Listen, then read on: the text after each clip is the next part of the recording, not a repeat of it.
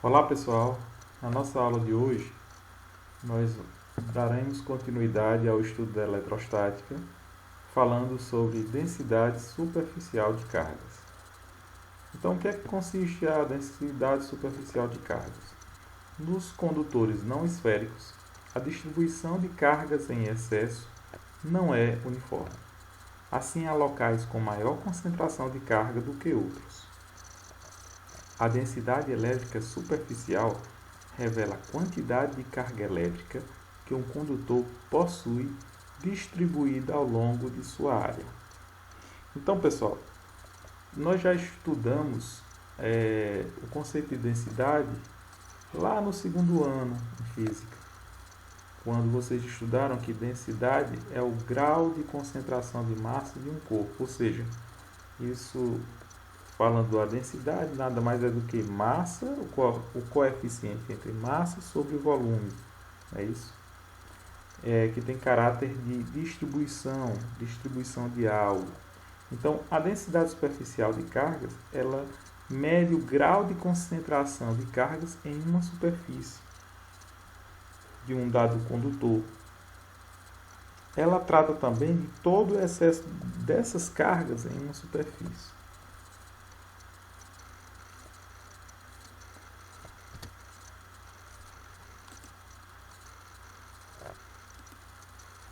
Então, pessoal, matematicamente falando, a densidade superficial ela é representada por uma letra do alfabeto grego, chamada sigma, e a densidade superficial ela equivale à quantidade de carga de uma superfície em um material condutor dividido pela área dessa superfície. Então, podemos derivar também que quantidade de carga dividido pela área. A área nada mais é do que 4π vezes o raio ao quadrado. Também chamado de densidade elétrica superficial. E a unidade no SI para a densidade superficial de cargas é o coulomb por metro ao quadrado. Você pode usar tanto o termo densidade superficial de cargas como densidade elétrica superficial. Ambas têm o mesmo, se refere à mesma grandeza. Uma questão interessante e também relevante, pessoal, sobre a densidade superficial de cargas é que quanto maior for a concentração das cargas, maior a intensidade do campo elétrico. E, em consequência, maior será a densidade da superfície das cargas. Então, a questão da densidade superficial trata de corpos não uniformes, não esféricos. E a partir disso foi notado que nas superfícies, a densidade da superfície de cargas, elas sofrerão uma maior concentração de cargas em relação a outras regiões. Umas regiões vão concentrar mais cargas em relação a outra. Em consequência, o quê? Onde eu tiver uma maior densidade superficial de cargas, em outras palavras, onde eu tiver uma maior concentração de cargas elétricas, eu terei uma maior intensidade de campo elétrico. Tá certo? Esse estudo se traduz no poder das pontas. E o que é que consiste esse fenômeno físico chamado poder das pontas? Nas regiões pontiagudas, pontas ou arestas vivas, a densidade superficial de cargas elétricas, chamada também por unidade coulomb por centímetro quadrado, é maior do que em regiões planas ou arredondadas. Isto ocorre devido à grande concentração de cargas elétricas na ponta, tornando o campo elétrico muito intenso. Em outras palavras, podemos dizer que o poder das pontas é a propriedade de condutores de concentrarem cargas elétricas em suas extremidades pontiagudas. Então, pessoal, o que é que acontece? Nós vimos lá pelo estudo da densidade superficial de cargas em um sistema não uniforme, ou seja, um sistema que não é perfeito, não é arredondado. Algumas regiões concentram mais cargas do que outras. Algumas regiões são mais densas do que outras. Isso resulta no poder das pontas, onde consiste em numa região pontiaguda, teremos uma maior concentração de carga elétrica em relação a uma região plana ou arredondada, onde nesse ponto concentrará menor intensidade de cargas elétricas. O poder das pontas também possibilita que as cargas sejam direcionadas para essas pontas. Então, ela tende a direcionar as cargas para a ponta. Certo? Então, vamos lá no exemplo. Imagina aqui, ó, eu tenho um corpo não esférico, não arredondado, onde eu tenho aqui, ó, um campo elétrico no ponto B e um campo elétrico no ponto A. Eu pergunto a vocês, onde eu terei maior concentração de cargas elétricas e, consequência, onde terá uma maior intensidade do campo elétrico? Lembrando, onde eu tenho mais carga, proporcionalmente produzirá uma maior intensidade de campo elétrico. Será no ponto A ou no ponto B?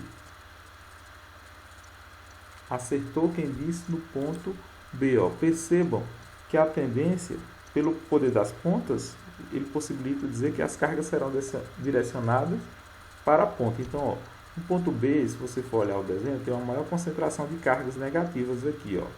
Em consequência, eu terei uma maior intensidade do vetor campo elétrico, onde concentra mais carga, maior a intensidade do campo elétrico.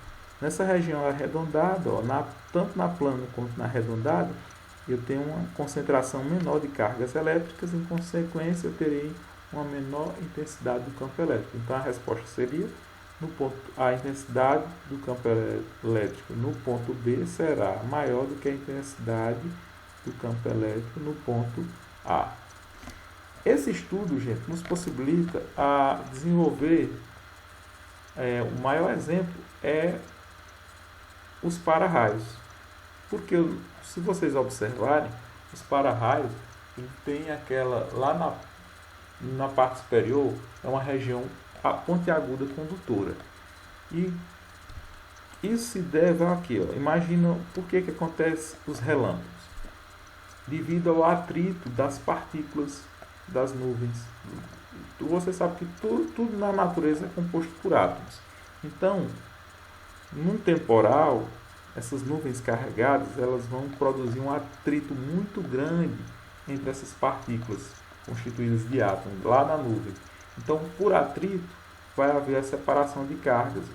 Um átomo vai bater no outro e ali eles vão arrancar elétrons. Então, imagina que vai haver uma concentração muito grande de cargas elétricas. Então, a tendência é o quê? Como há uma tendência de a nuvem ficar carregada, no caso do nosso exemplo negativamente, a tendência dela como ela está com excesso muito grande de cargas, é expelir essas cargas excedentes. Então, para escoar esses elétrons excedentes, ele vai procurar regiões mais altas e regiões pontiagudas. Então, o que é que vai acontecer em reação, em resposta? No nosso exemplo aqui, no caso, o relâmpago vai atrair, como eu tenho as pontas, no poder das pontas eu vou ter uma maior concentração de cargas elétricas e, em consequência, nessa região pontiaguda eu vou ter uma intensidade de campo maior. E a tendência é atrair essas cargas em excesso, porque numa hipotética temporal, essa nuvem carregada negativamente, ela tende a escoar esses elétrons para o nosso aterramento universal, que é a Terra. Então, esses elétrons em excesso vão passar através do sistema do para-raio e protegendo a casa lá do senhorzinho do prédio, né? Fazendo a proteção. Então, percebam que, moral da história, o poder das pontas, sempre em regiões pontiagudas, elas tendem a concentrar maior número de cargas e, em consequência, produzir maior intensidade de campo elétrico em relação a regiões planas ou arredondadas, que concentrará menos intensidade de cargas e, em consequência, terá uma menor intensidade do vetor campo elétrico. Rigidez dielétrica. A rigidez dielétrica corresponde ao maior valor do campo elétrico que torna um isolante um condutor elétrico, ou seja, se a intensidade do campo elétrico for muito elevada, pode ocorrer uma alteração profunda nas propriedades isolantes do meio ao redor da ponta, capaz de convertê-lo em condutor. Então veja bem, pessoal, o fenômeno da rigidez dielétrica, ela diz o seguinte: ela pode, por um evento de uma intensidade de um campo elétrico muito grande, tornar um material isolante, modificando para material condutor. Isso se deve, em outras palavras, se deve ao o meio for submetido a um campo elétrico de intensidade superior à sua rigidez dielétrica. E essas forças elétricas arrancam elétrons do meio atômico dos átomos para o meio. Ou seja, se você for, vamos analisar essa situação. Imagina aí que eu tenho um fio de alta tensão, se rompeu, mas ainda assim ficaram próximos um do outro. Então o que é que vai acontecer? Nesse caso, o ar, o que é que está acontecendo?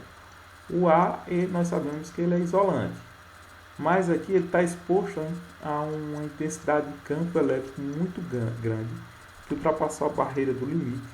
E aí, o que é que vai acontecer?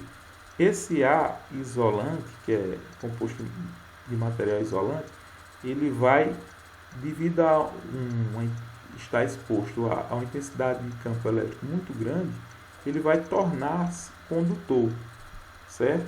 Então, de um fio a outro, vai haver o quê? Essas cargas elétricas vão escoar de um ponto a outro, devido à intensidade do campo estar muito grande. E aí, o que é que vai acontecer como resultado? Como está escoando uma quantidade, por ser um fio de alta tensão, tem uma tensão elétrica muito grande, vai passar o quê? Descargas elétricas de um ponto a outro. E como resultado é percebível como esse ar foi ionizado, ele vai ser notado uma luminosidade nessa região. Tá? E isso caracteriza a rigidez elétrica. Né? Um isolante exposto à intensidade de campo elétrico muito grande torna o material isolante em condutor. Agora nós vamos estudar os capacitores. O que são os capacitores? São dispositivos elétricos capazes de armazenar carga elétrica em um campo elétrico. Exemplo, circuitos eletrônicos como TV, computadores, rádios e etc. Então, pessoal, se você já abriu um radinho, uma TV, já teve a oportunidade de ver um circuito elétrico, vocês vão ver que tem esse materialzinho aqui, eles são os capacitores, tá certo? Então, o capacitor, como já foi dito, é um dispositivo elétrico capaz de armazenar cargas elétricas em um campo elétrico. Então, de que consiste um capacitor?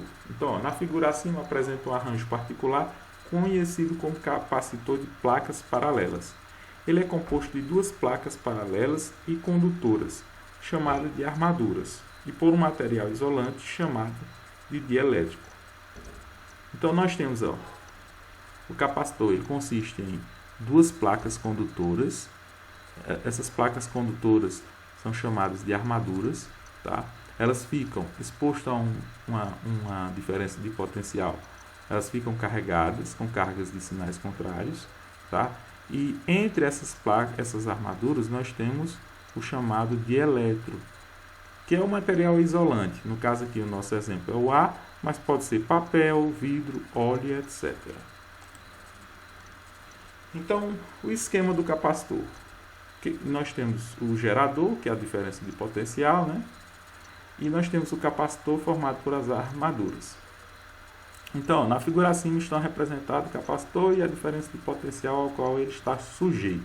O capacitor é um dispositivo elétrico que tem a capacidade de armazenar energia elétrica sob a forma de um campo eletrostático. Fato esse denominado de capacitância de um capacitor. Quais são as características, gente? Detalhe. quando o capacitor é submetido a uma diferença de potencial, ou seja, uma tensão elétrica em volts, ele vai armazenar quantidade de cargas em cada uma dessas armaduras. Essas quantidades de cargas, elas têm módulos iguais, porém sinais diferentes. Vamos dizer aqui que tem na armadura aqui, nessa primeira, está com 2 coulomb positivo e essa aqui está com menos 2 coulomb negativo. A carga de cada uma das armaduras tem um valor, só que a carga total do capacitor é sempre nula. Por quê? Se eu pegar aqui, ó, esses 2 coulomb, menos 2 coulomb, vai dar 0. E sempre em módulo essas cargas são diferentes entre si, mas têm intensidades iguais, módulos iguais. Então quando eu somo uma com a outra, como uma é negativa, vai se anular com a outra. No caso do nosso exemplo, 2 menos 2 deu 0. Tá certo? Outra questão importante, a chamada capacitância. O que é capacitância? Capacitância de um capacitor pode ser calculada pela expressão capacitância é igual a carga dividido pela tensão elétrica. O que é a capacitância? Gente, na verdade, a capacitância é também chamada de constante de proporcionalidade. O que é a constante de proporcionalidade? É a razão entre a carga dentro do capacitor dividido pela tensão elétrica. Foi notado que em diversos experimentos sobre o estudo de capacitores, que tanto a carga dentro do capacitor quanto a tensão são diretamente proporcionais, ou seja, quando uma carga aumentava, quando a tensão aumentava, a carga do capacitor aumentava. Quando a tensão diminuía, a carga do capacitor diminuía. Então, quando eu dividia essa carga por a tensão, dava sempre uma constante, chamada de constante de proporcionalidade entre essas duas, que foi determinado como capacitância. Unidades. Então nós temos a capacitância, a unidade de SI é o coulomb por volt, mas também, em homenagem ao físico e químico inglês chamado de Michael Faraday, a unidade foi homenageada como Faraday. A quantidade de carga nós já sabemos que a unidade da SI é o coulomb e da diferença de potencial é V ou volt. Nós temos também, no estudo da capacitância, como medir a energia armazenada em um capacitor. A energia armazenada em um capacitor nada mais é do que a medida que um capacitor é carregado por cargas, ele acumula energia potencial elétrica. A expressão matemática utilizada para calcular a quantidade de energia armazenada pelo capacitor é energia potencial, pode ser EP ou EPE, vai ser igual a capacitância vezes o quadrado da diferença de potencial dividido por 2. A unidade no SI é sempre o Joule. Vamos agora, pessoal, para alguns exemplos. Questão 1. Duplicando-se a diferença de potencial entre as placas de um capacitor, é correto afirmar que a carga e a capacitância do capacitor também são duplicadas? Falso, gente, porque nós acabamos de ver que a capacitância nada mais é do que a constante de proporcionalidade, ou seja, ela se mantém constante, independente da variação da tensão elétrica ou da DDP. Já a carga não, ela é diretamente proporcional à DDP. Letra B. A capacitância e o capacitor permanecem constantes? Não. A capacitância sim permanece constante, mas a carga ela é diretamente proporcional à DDP, ou diferença de potencial. Letra C. A carga do capacitor é duplicada, mas a sua capacitância permanece constante? Perfeito. A carga do capacitor é diretamente proporcional à diferença de potencial, portanto, está certo. Mas sua capacitância permanece constante? Sim, a capacitância permanece constante e o que vai variar é a DDP, que é a diferença de potencial, proporcionalmente vai variar com o capacitor, com a carga do capacitor. Então, letra C seria a resposta correta. Questão 2. Um capacitor consegue armazenar cargas de 1 nanocoulomb para uma diferença de potencial entre suas placas de 1 mV. Identifique entre as alternativas abaixo o módulo da capacitância desse dispositivo. Então, bora lá extrair os dados da questão. Ele quer que você descubra o valor da capacitância, C. Ele deu a carga, que foi de 1 nanocoulomb, e 1 nanocoulomb corresponde a 1 vezes 10 elevado a menos 9.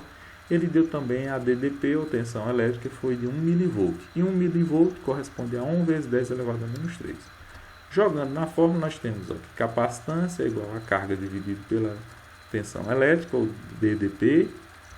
Substituindo valores, a carga vale 1 vezes 10 elevado a menos 9 e a DDP vale 10 elevado a menos 3. Dividindo, 1 por 1 dá 1. Aí, divisão de base iguais, conserva a base 10 e subtrai os seus expoentes. Então, vai ficar menos 9, menos da regra, menos 3. Menos com menos dá mais, menos 9 mais 3 dá menos, conserva o sinal do maior, e subtrai, 9 menos 3, 6. Então, fica menos 6. Portanto, o valor da capacitância vai ser de 1 microcoulomb. Porque 10 elevado a menos 6 corresponde a 1 micro. Então, ficou a resposta, letra B, 1 vezes 10 elevado a menos 6. E finalizo aqui a nossa aula.